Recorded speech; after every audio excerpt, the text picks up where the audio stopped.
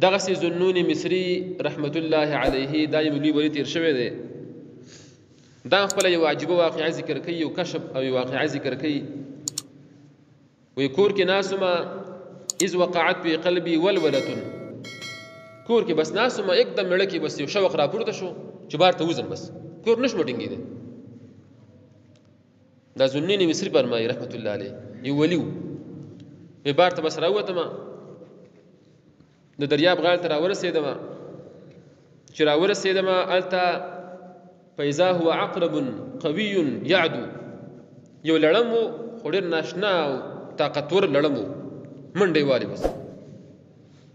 نو ما خو دا کوشش کوم چې ویولم یا څه پې وکړم، خو صبر مې وکړو چې ما لړم څه کوي، دونه تیز روان دی، منډې وایي چې دا څه کوي. نو دیم روان دی، زم پسې روان یم.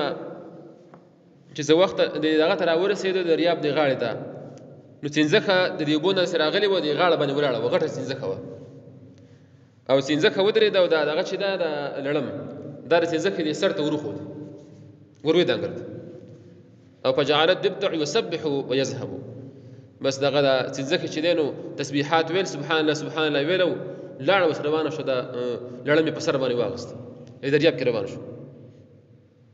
بس وې زم ټینګ نشمه، کښتۍ مې راونیوه، بس روان شو چې څه کوي. نو زم روان او دیم روان دي. نو چې کله هغه دریاب غاړې ته طرف ته ورسېده، نو چې کله څنځکه خو دې بس راواپس شول او دغه د لړم په هغه طرف ته واکوتو، لړم بیا منډې شروع کړي، هلته منډې منډې منډې، ما هم پسې منډې شروع کړي. چې لاړم هلته یو جدا ځای کې یو هلک پروت و، یو انسان پروت و. فاذا هو رجل شاب نائم، یو سړی وده و، پوه شوې د ونې سوري ته، او مار را روان و. افعا مار، افعا مار چې دی که نه داسې یو ناشنا مار دی، دې ته کټی مار وایي. کټی مار، کټی مار چې دی داسې عجیبه زهري دي چې دا څوک وچشي نو فی الحال بس مړ کېږي. نو دا مار را روان و، دا سړی چیچه او دا غریب خو وده و، ځانه نه و خبر. نو بس دا لړم ورغی، د مار سر ته وروښودو او ټک یې ورکړ، مار هم مړ شو او د مار هغه لړم وچیچه، لړم پسې مړ شو. سبحان الله، دا پیدا وکړه لړم که نقصان یې وکړ، خو د ګوره الله پاک په یو الهام وکړه.